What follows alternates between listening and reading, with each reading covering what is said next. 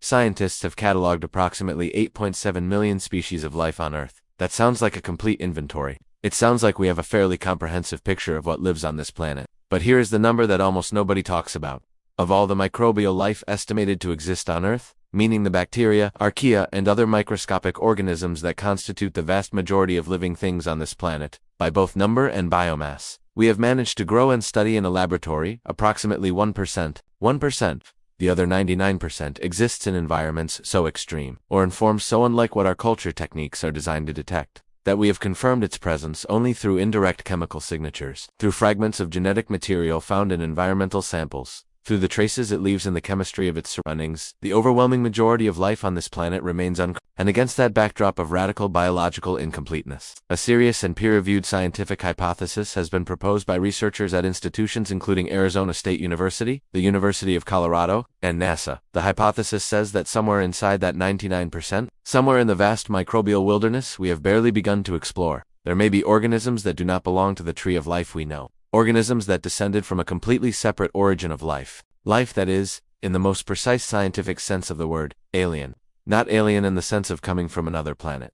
Alien in the sense of being chemically and biologically so different from everything else on Earth that it would represent an entirely independent genesis of biology, hiding in plain sight, invisible to us not because it is rare, but because our instruments were never designed to find it. The idea has a name, the shadow biosphere. It was coined by philosopher Carol Cleland and biochemist Shelley Copley at the University of Colorado at Boulder, and it was formalized in a peer-reviewed paper published in the journal Astrobiology in 2009, co-authored by Paul Davies, Stephen Benner Cleland, Charles Lineweaver, Christopher McKay, and Felisa Wolf. The list of authors is not a list of fringe thinkers. It is a list of some of the most respected names in astrobiology and biochemistry, and the argument they made is one that becomes more compelling the more carefully you examine the assumptions it challenges. The central assumption of all of biology since Darwin is that every living thing on Earth shares a common ancestor, that life arose once, that single ancestral lineage survived and diversified over 4 billion years, and that every organism alive today is part of that single, connected tree. This assumption is so deeply embedded in how biologists think that it is rarely stated explicitly. It is simply the background against which all of biology operates. But Cleland and her collaborators pointed out something that most biologists had never stopped to examine. This assumption has never actually been tested. It has never been tested because testing it requires finding something that does not fit the tree. And finding something that does not fit the tree requires looking for organisms using methods specifically designed to detect things outside the tree, which we have never done, because we assumed nothing outside the tree exists. Here is the specific problem that makes the shadow biosphere so difficult to rule out. Every standard technique for detecting and studying microorganisms assumes that the organism in question uses the same basic biochemistry as all known life. The growth media used in laboratories to culture microbes are formulated to provide the nutrients that known life needs. The DNA sequencing techniques that allowed researchers to discover the 99% of microbial life that cannot be cultured work by amplifying and reading genetic sequences. But they work only if the organism has genetic material that the primers used in the amplification process can bind to. If an organism uses a different genetic code, different nucleotides, or different molecular machinery for storing and replicating information, the primers would not bind. The sequencing would return nothing. The organism would be invisible. We would be walking past it every day, breathing it in, carrying it on our skin, drinking it in water, and our instruments would return a blank where it should appear. Not a negative result, a blank. Because a blank and an absence look identical from the outside. Paul Davies, the Arizona State University physicist who has written extensively about this possibility, has argued publicly that alien microbes could be living right under our noses, or even in our noses, and we would have no way of knowing. He was not speaking metaphorically. The human body hosts a microbiome of trillions of organisms, most of which interact with our biology in ways that depend on shared biochemical infrastructure. An organism that did not share that infrastructure might simply coexist with the human microbiome without interacting with it, invisible to every standard diagnostic tool, neither beneficial nor harmful in any way that would reveal its presence. The shadow biosphere, if it exists, does not need to be exotic or dramatic in its behavior. It only needs to be sufficiently biochemically different that our tools slide past it. There is a specific chemical feature that all known life on Earth shares, without exception. It is called homochirality.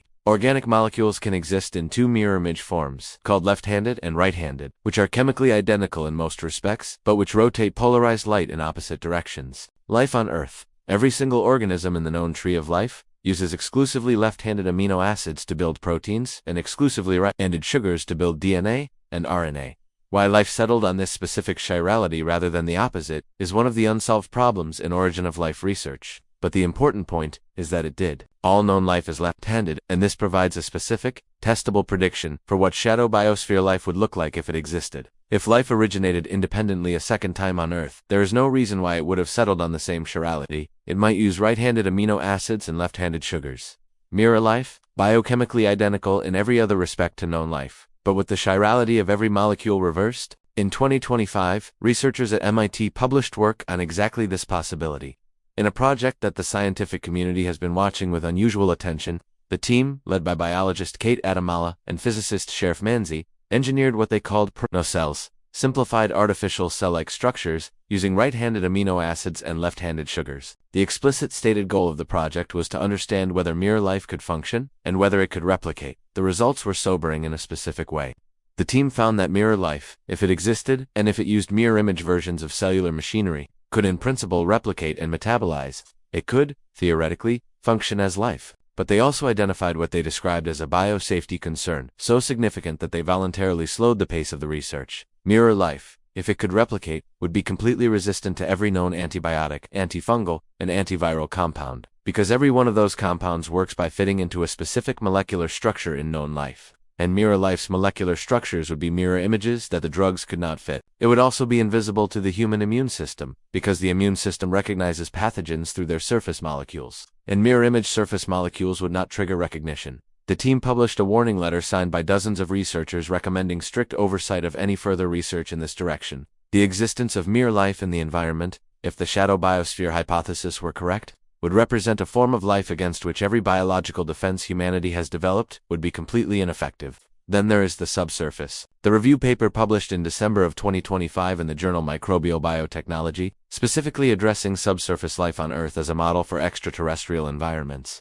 documented something that has been accumulating in the literature for decades but has not penetrated public awareness. Life exists at depths that, until recently, were considered impossible. Microbes have been found in rock fractures 3 kilometers below the surface, in environments where there is no sunlight, no connection to the surface biosphere, and temperatures and pressures that would kill any organism humans had studied before deep drilling began in earnest. The biomass of this deep subsurface biosphere is estimated to be comparable to or exceeding the total biomass of all surface life on Earth, and much of it has been isolated from the surface biosphere for geological timescales for tens to hundreds of millions of years. In that isolation, it has evolved independently. It has adapted to conditions that are so extreme by surface standards that some researchers have noted they more closely resemble the conditions on Mars, on Europa, or on Enceladus than the conditions at Earth's surface. Some of the microbes found deep underground use metabolic pathways that have no parallel in surface biology, pathways driven not by sunlight or by oxygen or by organic carbon, but by the chemical energy stored in the minerals of ancient rocks. They are alive in a way that nothing at the surface would have predicted was possible, and they are part of the tree of life. They are recognizably related to surface organisms, however distantly, but they also demonstrate that the range of environments on Earth that can support biology is so much wider than our intuitions, suggested that the possibility of a second tree, a shadow biosphere, occupying the parts of the environment that our first tree never colonized, becomes considerably less outlandish than it initially sounds. Now consider the panspermia angle, because it adds a layer to this question that the shadow biosphere hypothesis alone does not capture. Panspermia is the hypothesis that life, or the precursors to life, can travel between planetary systems on asteroids, comets, and interstellar dust. The most recent research has made this considerably more than a speculative idea. Tardigrades, microscopic animals found on Earth, have been shown to survive the vacuum of space, intense radiation, and temperatures approaching absolute zero when frozen. Certain bacterial spores have been found to survive simulated Mars surface conditions for extended periods. The question of whether life could survive a journey between star systems on an interstellar rock is still contested, but the question of whether it could survive transport between planets within a solar system is much closer to being settled. If life arrived on Earth from elsewhere in the solar system, or if Earth life was seeded outward from somewhere else, it might have arrived carrying a biochemistry that differed in some details from what independently arose here. Not a completely foreign biology, necessarily, but a biology with different starting assumptions, different chirality choices, different details in the genetic code that might have produced a lineage that subsequently diverged in ways we have not thought to look for. The scientific response to all of this is measured and appropriately skeptical. No shadow biosphere organism has been found. No mirror life organism has been detected in any environmental sample. The evidence that all known life shares a common ancestor is, within the bounds of what we have actually tested, extremely strong. But what those bounds actually are, is the crux of the issue. We have characterized 1% of microbial life. The techniques we use to detect the other 99% are sensitive only to organisms sharing our biochemical infrastructure. We have looked for life using instruments calibrated to find life like us.